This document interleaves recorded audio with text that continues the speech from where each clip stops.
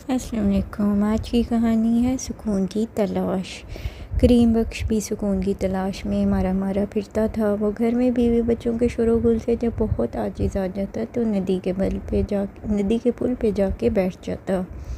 اس دنیا میں ہر آدمی سکون کی تلاش میں ہے۔ کوئی جنگل بیابان کا رخ کرتا ہے، کوئی نیند کی گولیوں کا سہارا لیتا ہے، کوئی موسیقی میں سکون تلاش کرتا ہے، کوئی قدرتی مناظر میں سکون ڈھونڈتا ہے۔ کریم بخش بھی سکون کی تلاش میں مارا مارا پھرتا تھا۔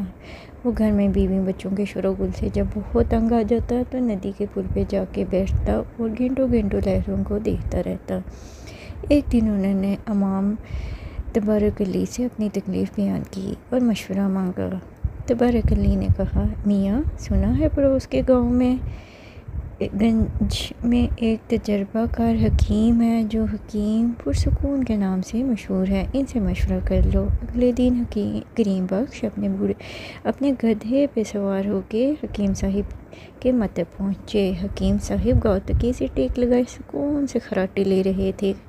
کریم بخش کے کھانسنے کی آواز سے چونک کر آنکھیں کھولی اور اسی انداز میں لیٹے اس کی نبض دیکھ کے بولے، سکون چاہیے؟ جی سرکار۔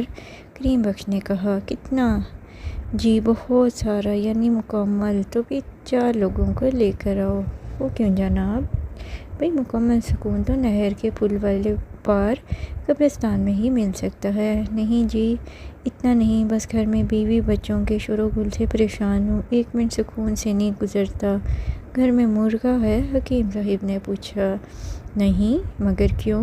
کریم بخش نے اس بے تکے سوال کو سن کے کہا، آج ہی لے لو اور بس اب بھاگ جاؤ۔ اتنا کہہ کے حکیم صاحب پھر خراٹے لینے لگے۔ کریم بخش نے واپسی پر منڈی سے ایک مرغا خرید لیا۔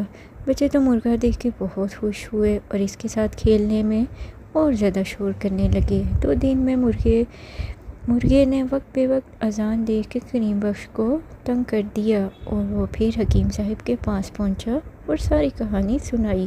حکیم صاحب نے اس سے پوچھا، گھر میں کتا ہے؟ نہیں، کیوں؟ کریم بخش نے حیرت سے پوچھا، جاؤ آج ہی بندوبست کرو کتے کا۔ یہ کہہ کے حکیم صاحب پھر سکون سے سو گئے۔ کریم بخش نے سلیمان پہلوان سے ایک کتا خریدا اور گھر چل دیا۔ بچے کتا دیکھ کے بہت خوش ہوئے۔ اب کتا اور مرغا دونوں مل کے شور مچاتے، گھر میں طوفان برپا کرتے۔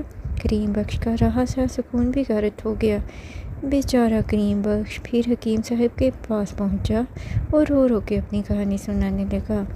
حکیم صاحب بولے، گھر میں گدھا ہے؟ کریم بخش کو غصہ آ گیا اور کہا، حکیم صاحب میرے علاوہ کوئی نہیں، جاؤ آج ہی ایک تندرست گدھے کا انتظام کرو۔ کریم بخش نے دھوبی سے ایک گدھا خرید لیا۔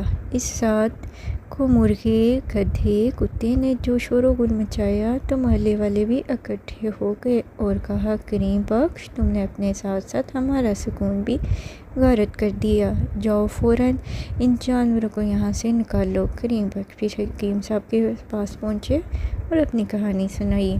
گدھا واپس کر دو، حکیم صاحب نے حکم دیا۔ کریم بخش نے واپس جا کے آدھی قیمت پہ گدھا واپس کیا۔ گدھے کے جانے کے بعد اگلے دن اس کو بہت اچھی نیند آئی، کچھ سکون بھی آیا۔ اگلے دن حکیم صاحب کو جا کے خوشخبری سنائی، کتے سے بھی پیچھا چھڑا لو۔ حکیم صاحب نے کہا، نہیں حکیم صاحب، بچے کتے سے مایوس ہو گئے ہیں، مجھے بھی کھیت پر اس کی موجودگی سے آرام ہے، جو کہہ دیا کتے سے پیچھا چھڑا لو۔ حکیم صاحب نے زور دے کے بولے۔ کتے کے جانے کے بعد تو کریم بخش کو سناٹا سا محسوس ہوا، کچھ سکون زیادہ ہو گیا تھا۔ اس نے صورتحال حکیم صاحب کو جا کے سنائی۔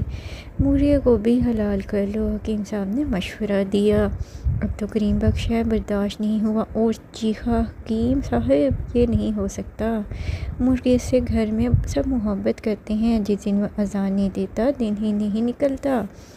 ابھی تمہارا علاج مکمل نہیں ہوا۔ حکیم صاحب نے کہا، جیسا کہ ہم کہتے ہیں ویسا ہی کرو، مرغے کا جانا ضروری ہے، مرتا کیا نہ کرتا بیچارہ کریم بخش۔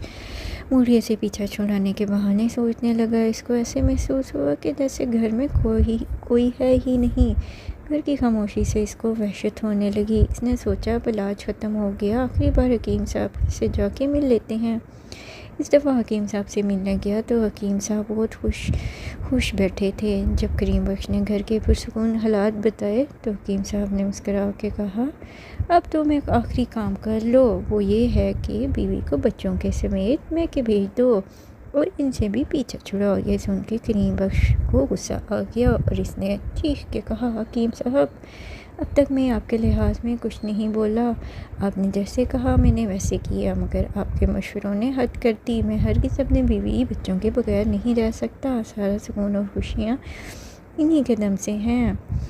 پھر مجھے گھر کی خاموشی کاٹنے کو دھوڑتی ہے، اب میرے گھر میں مکمل سکون ہے، اب میں آپ کے کسی مشورے پر بھی عمل نہیں کروں گا۔ یہ سن کے حکیم صاحب نے کہا اور اس کے سر پہ شفقت سے ہاتھ پھیرنے لگے اور بولے، کریم بخش میری یہ تمام باتیں تمہارے علاج کا حصہ تھیں، تمہیں اس حقیقت کا احساس ہی نہیں تھا کہ سکون انسان کے اندر ہوتا ہے۔ جو انسان اپنے اندر سکون تلاش کرتا ہے وہی زندگی میں کامیاب اور مطمئن رہتا ہے۔ جاؤ اب اپنے بیوی بچوں کے ساتھ خوشی اور آرام سکون سے زندگی بسر کرو۔